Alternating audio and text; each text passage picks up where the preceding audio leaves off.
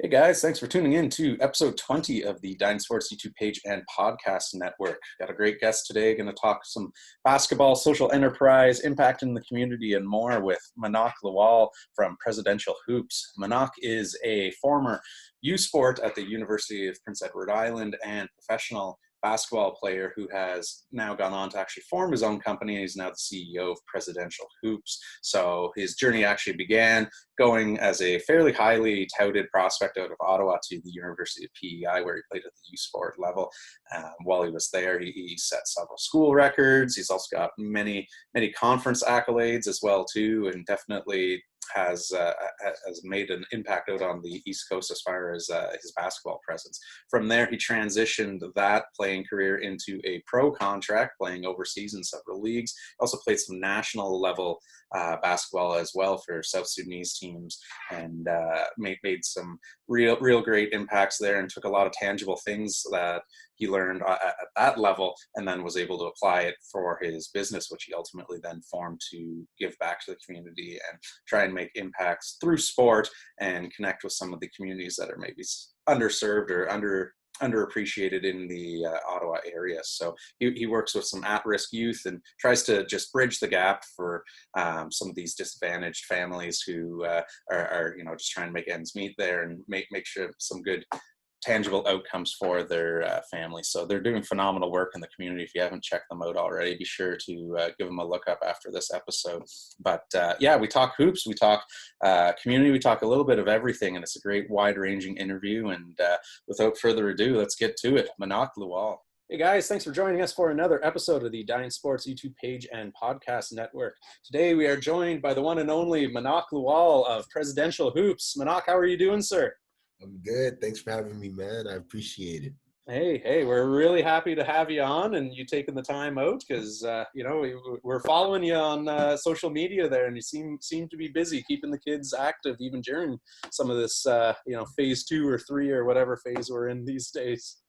Yeah, man, we're always working, man. There's never a pause button, The end of the world can be happening, and we'll find a way to sneak in some work. There you go. That's what it's all about. Keep them sweating no matter what. Exactly. So, I mean, looking at your background, obviously sport has played a huge role in your life from young man to where you are now. What do you think, is so important about sport, and why is it such, a unifying force for people from different backgrounds and beliefs and religions and all of that there?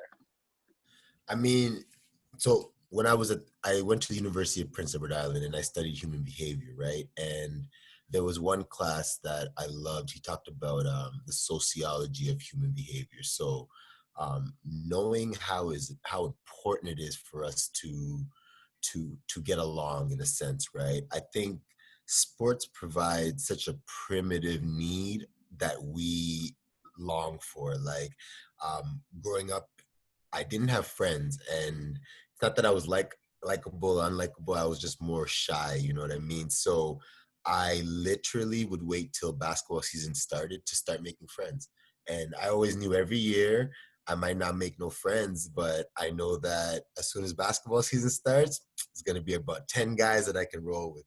So I think that's the power of sports. It brings you together, and with the climate of the world right now, there's no skin color attached, or there's no, perceptions on my views and your views. It's more of just like a natural bonding, camaraderie of like humans. Yeah, absolutely. And, for you, was it always basketball growing up? Were you a bit of a multi-sport athlete, or you had your lane and it was ball is life for you? No, it was first soccer, man. Like I come from Africa, so I know like soccer, man, you can use any type of tool. You just gotta have a ball and you can just go out there and play soccer, barefoot, sandals, you're just playing soccer. So that was where I first got into, and I think it really helped develop my footwork. Basketball was it's kind of like the Jordan story a little. I got cut in grade 7, and I've never been cut before. I didn't like that feeling. So I spent the whole summer just like practicing, and then made the team in grade 8, and then it just I liked the sport, man, and I kept going from there.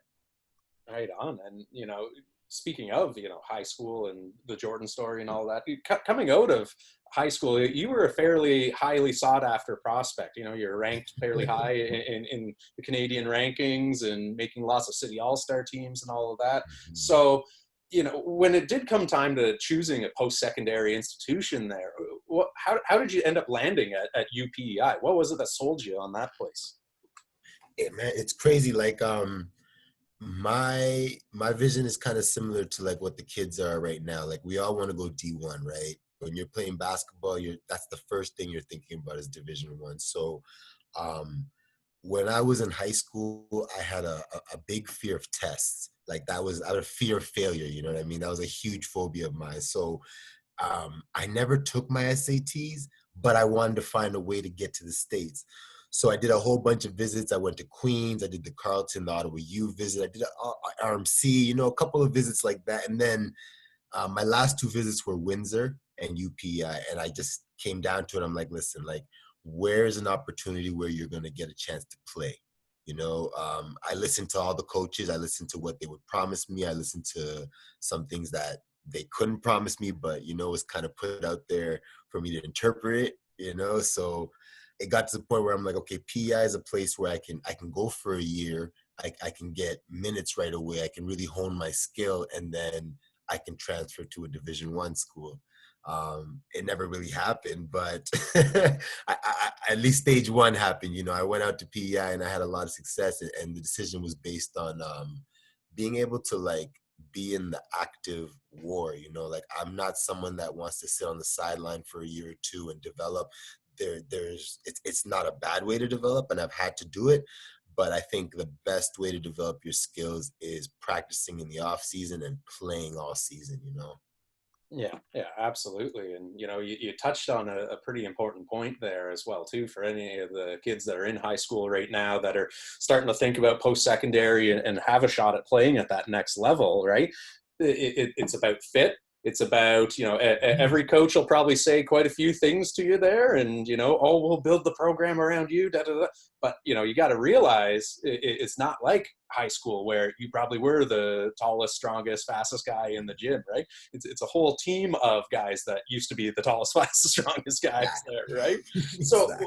what would your advice be to someone who is currently going through the recruiting process, as far as what types of questions should you really be asking to make sure you find that right fit? I think you got to ask yourself the questions more. The question is, what do you want to do with the game of basketball? And once you've identified that question, now you can navigate a lot better and eliminate the distractions, right? I think a lot of people don't have an end goal to the game. They're just kind of playing it out of like a genuine love or a genuine sense of, okay, I'm good. Let's see how far it takes me. But I think the ones that separate themselves are the ones that have that end goal, the NBA, the professionals, that, and they're really focused on that. Once you understand that, your job now is to pick a post-secondary that's going to reflect that. So don't be attracted with the high-level names, like, not everyone is suited for Carleton or for the Dukes and those real big schools. Some people, you can go to South Carolina and be just as effective and efficient, right? So I think tailor it based on what your end goal is. And the end goal, I think, is professional, the NBA. And one thing that is very evident in the next level is numbers. So if you don't get those numbers at that level, most likely you might not get to the next level. Yeah, yeah. Super well said. And I think being flexible and adaptable, it plays a huge role in that as well too, Mm-hmm. right? And Mm-hmm. that's something that anyone who knows about your story, change has been happening with you left, right, and center your whole life, right? You came over as a pretty young fella as a refugee from South Sudan. Mm-hmm. Came to Ottawa. Then you're going clear across the country to the city of Ottawa has a bigger population than the entire province of UPEI. And then from there, you're going overseas to be a professional. Like, so at each of these sort of massive life changes, what's sort of your mindset going into, a new season, new environment, new team? Is there anything that you're trying to do to establish yourself in that first, year at a new program there? That's a really good question. Of course, there is things that you want to do to establish yourself. And I had my goals going into my first year, and I accomplished a few of them. You know, there was some that I definitely didn't get, but I got maybe later on as my career went on. Um, that's a really good question. I think though, like the way I approached the game was not from what can I get accomplished. It was more of creating a masterpiece. So when I'm done, I want my career to look like a piece of art. And going into a season, I'm never trying to I'm never trying to duplicate what I've done in the past. I'm always trying to come with a new style of and a new approach, maybe more aggression, more ferocity. There's some seasons where my numbers were lower, but my productivity was higher, right? So I think have your goals, but in the end, um, all right, let me sum it up. The key to success and the key to like human evolution is who can adapt the best. It's not who is the strongest and fittest, it's who can adapt the best. So just make sure as you're progressing, you're adapting the best. Right on. And, obviously a lot goes into it, right? It's not just what you're doing physically, but there's a huge aspect to the mental game as well, too, right? Yes. So when you're going into some of these new country, new province, another new country, all that there, are you almost using sport as sort of a safe space for you? And, with all the change that's going on around you, the one constant is you still got an orange ball and you're trying to put it through a hoop. Like it's literally what you just said, an orange ball trying to put it through a hoop. Like life is so complex, like to be able to do something so simple and be applauded for it, it always makes you think like wow, you know. But honestly, seriously, like life is so complex, so to have spaces where you can kind of like not think about your world and just get into an area where this is all that matters for the next 40 minutes, and I'm going to make sure I give it for the next 40 minutes. That I think people they pay millions of dollars to fly all over the world looking for gurus just for those 40 minutes of peace, right? Yeah, no, it's well said, right? Some people meditate, other people put up Play 100 shots in basketball. a gym, right? So I mean, lots of kids, like you were already saying, they've got sort of those NCAA or U Sport aspirations and whatnot there. As someone who's lived that experience, though, what's maybe something that you learned along the way that was a bit of an eye opener for you, which kids who are just starting on their journey, that they might not know about? So, like, what's one piece of advice you would give to someone as far as starting out that sort of next level of their basketball careers there? If you're going to start off your basketball career, let's say you're 18 years old and you're starting off your career. Okay, because your career really starts at 18. Everything you do before that is amazing. Don't get me wrong, but at 18, that's when your career starts. I think the first thing you need to do is pick up any type of business or entrepreneur books and start to educate yourself on supply and demand, on products, on speech etiquette, the simplest things, because you're going to be in rooms with CEOs that you need to be able to, if I would say, you're going to need them on your side. You're going to need them to invest in you, and you're going to need to understand what they're investing in. So the more you get to know yourself on the journey, the better your product will be. So I think when you're in high school, basketball is a game. It's love. So love the hell out of it, you know? When you get to college, it's still love, but that's your first induction to the business of basketball. Signing your rights to a school to play for them for the next 3 to 5 years for a full scholarship or a partial scholarship, anything. That's your first induction, right? You hold them accountable to the standards that they promised, and they're going to hold you accountable to the standards that you promised, right? So you learn quickly that numbers is what provides the budget, right? Provides the seatings, provides the fans, all that type of stuff. You learn the art of performance. Performance is a huge part of basketball. There's practice and there's playing, but then there's also performance. Performance is where you take it to another level, and you start to now incorporate the crowd in your mastery, right? You now start to incorporate the fans, the way you talk to people entering the arena, leaving the arena. You start gaining support. See, this is all business. When you get to the pro level, you're educated and you're ready. If you're not ready by the pro level, expect your contract to look a little short.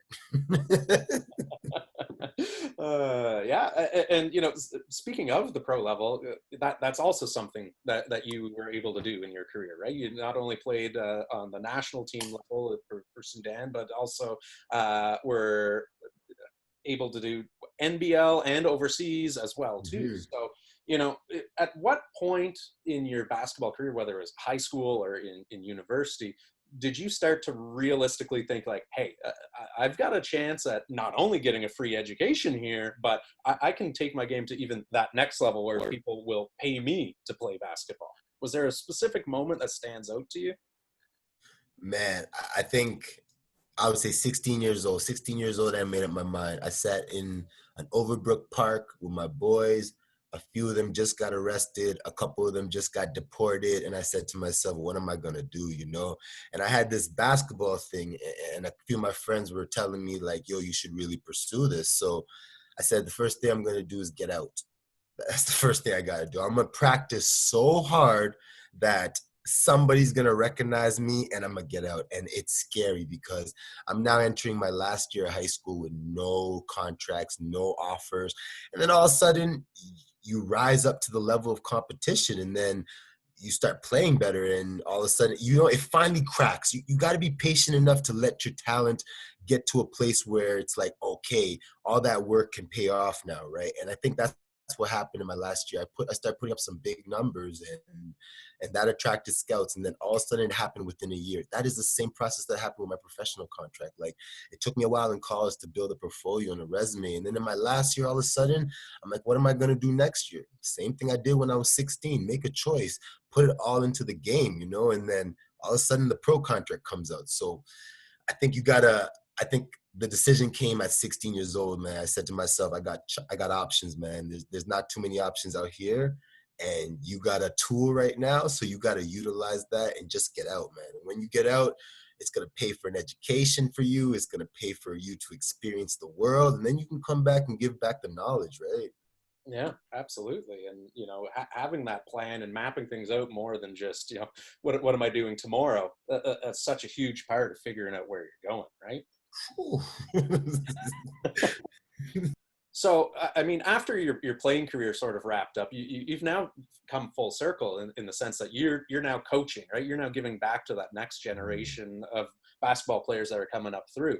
Is coaching something that was always sort of the end goal, and you had that plan from a younger age, or did it just sort of come about organically later on in life?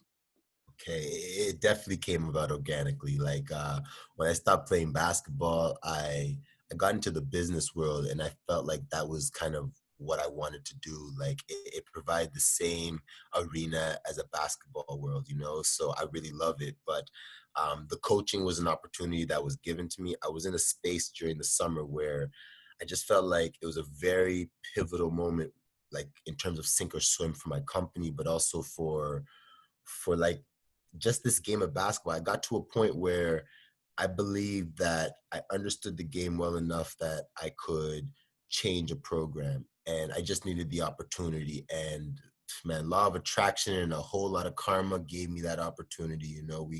We turned things around at La Cite, and when I say we, I mean I, along with my coaching staff, along with the staff at the complex, along with the AD, like, we all collectively have made the environment completely different. So coaching right now, going into my first year, I think, no, man, I didn't even really believe I was a coach. And then partway in the year, a few of my mentors just kind of made me believe it. And then now, like, oh, this year, oh, I can't wait to get back into coaching, man.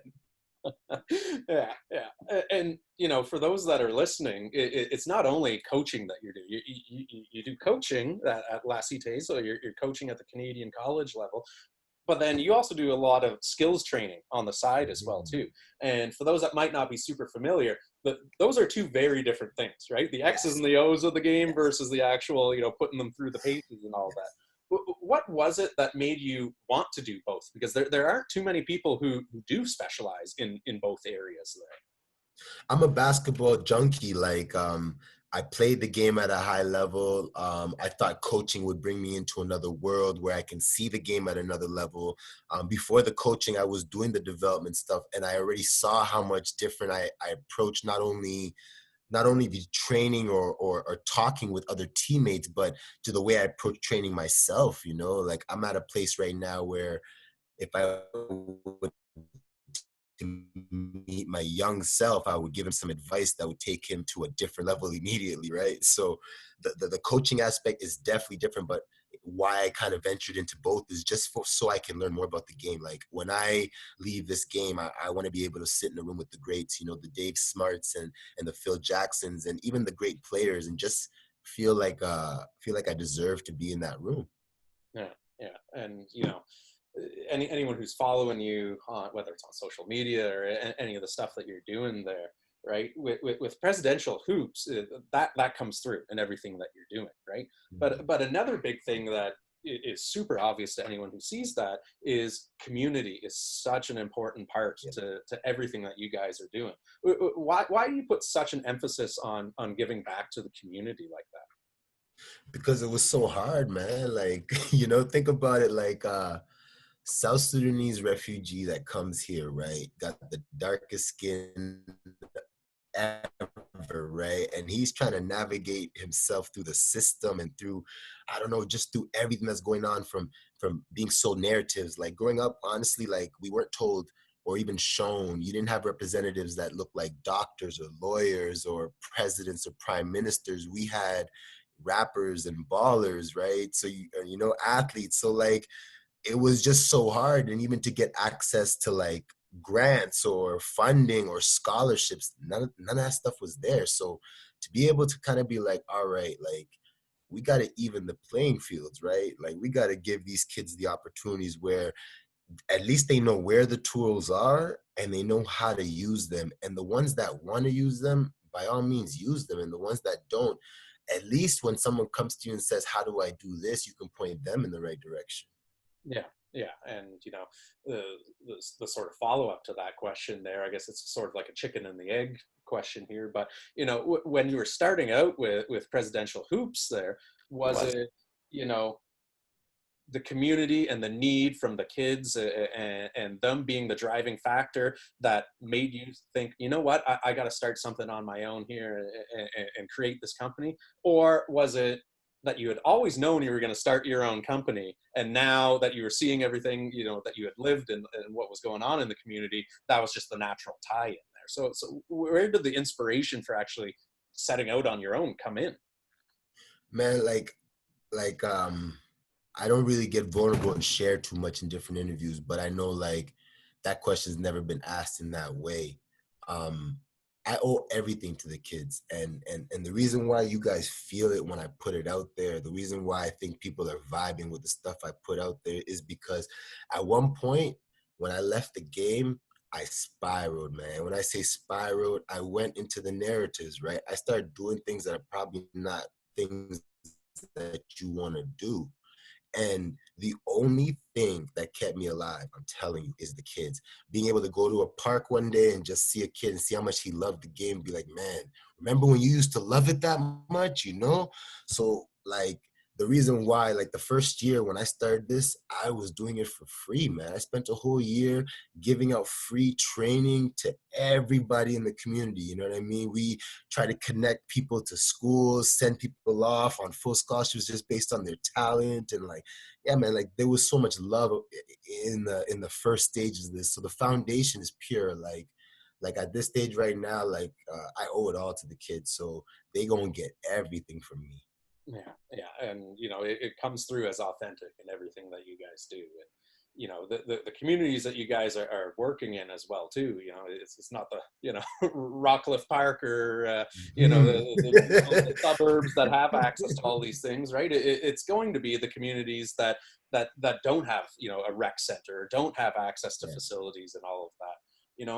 What are some of the things that you think, we'll use Ottawa as the example here, but what are some things that as a city we need to do better in order to start serving some of our communities that are sort of getting left behind? Whew, that's a really good question. That's a really good question. I think um, from my experience, I don't think I have the answer to that question, but I think from my experience, I would say we need to create channels where we can have conversations with the people going through this. And while having those channels open, be ready to kind of apply what they're asking, because I think for me to say what the kids need, that wouldn't do it justice. I think for the kids to tell you guys or to tell everybody what they need, that's where we can actually do justice, right? And not just kids, anybody that's in need. I think they should be their own voice. We should just, all we're trying to do is provide an outlet where people can start hearing you. Yeah, yeah, and so much of what you do obviously is sports focused, but Presidential Hoops, it's far more than just a basketball company, right? You guys are doing all sorts of stuff. So for those who might not be familiar with some of the other things that you're doing, what are a couple of the initiatives that you guys do have going on right now in the communities? Oh man, I'm happy that you said that. We are currently doing a bag drive. So we did a party in the park last year, and we had about, I would say, about 200 people show up. It was a huge tournament in the park where we gave kids free food. It was basketball based. There was yoga. There was mental health stations. It was a community, like it was a community initiative. So we had a Rockcliffe, Overbrook Community Associations, like Presidential, and we weren't able to have that this year. So that really kind of hurt, because I know, like, when we did that last year, there was a whole month where it was shooting, stabbing, shooting, shooting, shooting, stabbing. So I think the neighborhood needed something, just to kind of like just let loose and kind of relax. So we got to see the power of how bringing people together can really change, because everything after that was good. Like the whole neighborhood was vibing after that. So this year, I think what we're doing is we're going to be doing a bag drive. So we're going to be providing 300 to 500 youth with back to school bags that will be equipped with pencils, markers, just equipment in general. They're going to have a mask in the bag because it's important right now, and it's mandatory in public transportation. And they're also going to have a back to school presidential shirt, which is going to kind of like have them have a sense of pride, not just only in the neighborhood, but just being able to go to the first day of school and have some fresh gear, because I know that's what everybody was like. And that's universal. First day of school is Gotta a look good fashion. first day of school, eh? Gotta show out for everyone. Yeah. So, I mean, if you had a magic wand and you could sort of wish your sort of future into fruition here, 5 years down the line, where would you like to see Presidential Hoops? Like, what are some of the things you'd like to accomplish or be doing? You know what's crazy about that question? I'm gonna show you instead of telling you. So you guys just stay watching us, man. We gonna show you what 5 years looks like. I think we're gonna try to get 5 years to look like two, though. But we gonna show you what 5 years is gonna look like right now, because we're just getting started. Yeah, yeah. No, cramming 5 years worth of stuff into 1 year there is the goal. Eh? Nice, nice. So, I mean, we've covered quite a bit here, and a lot of people who might be listening might want to get involved or reach out or even figure out how do I get my son or daughter involved in a Presidential Hoops camp or something like that. Where can people find you, or how can people get involved? So right now, if you want to get involved, you can definitely reach out to any of our social media platforms. On Instagram, it's at Presidential Hoop, but it's spelled PREZDENTIALHOOPS. And then on Facebook, it's Presidential Media. So same spelling, just media at the end. We're going to be launching our website in the next little while, and it'll be very user friendly. So you'll be able to book anything from sessions to donate to our programs or any of our initiatives that we have in the future. There'll be a whole bunch of stuff going on there. Right on, right on. All right. Well, before I let you go, I've got to get at least one prediction out of you here. With the NBA restart, what's your big prediction? Give me the finals and the winner here. Who do you think? Oh man, that's a really good question. So you know what I'm gonna say? I'm gonna say winners go to the Raptors. So Okay. repeating champs. Yeah. MVP of the tournament goes to Mario Shayak. Local talent. Yeah. Those are my prediction, guys. Okay. Okay. There you go. Got to represent the Ottawa Ballers there. That's Eh? what I'm saying, man. Right on. All right. Well, you know what? Thank you so much for joining us today. We really appreciate you guys taking the time, and hopefully, as things, if the numbers keep going the way they are, we can maybe see people actually on an indoor court sooner rather than later there, and keep doing what you guys are doing in the community, because you guys are making such a huge impact, and like you said, you guys are just getting started. You guys got some big things ahead of you for sure there. Thanks, man. Thanks for having me on the show again. This was a solid conversation. It's good to talk with someone that actually understands the game. I can see that you're very seasoned as well in the way you ask your questions, man. So I appreciate that. I really had fun with this. Awesome. Well, you guys stay safe over there, and we'll have to get you back on for a future episode there. No, for sure, man. I stuttered a bit, so make me look good with the editing, but definitely I'll see you. Will do. Will do. And that's a wrap for another episode of the Dine Sports YouTube page and podcast network. A massive thank you, as always, goes out to Manock Lual for joining us today and sharing his journey not only through basketball, but also his post-playing career as well, and the amazing work he's doing through Prezdential Hoops and making impacts in the community, not only through basketball, but through education and awareness and social enterprise work as well too, and definitely targeting some of the pockets in town that might not get some of the attention that they deserve and are maybe a little bit underserved, and making sure that no one really falls through the cracks. And definitely some phenomenal job that he and his team are doing out there. As always, if you like what you were hearing, make sure you like, comment, share, subscribe. We'd love to get this information in front of as many people as we can and keep growing that community that's definitely starting to build up over time. And we love to see that and get some interactions going with you guys. Love to connect with you as well on social media. We've got various social media platforms, whether it's Instagram, Twitter, Facebook, you name it. All of them at Dine Sports, and you can connect with us on there and interact as well too. So we've got some more great guests coming up this week, some really impressive people in the sports world. We've got some phenomenal experiences to share with everyone, so make sure you guys tune in. Aside from that, thanks very much for listening. Have a great day.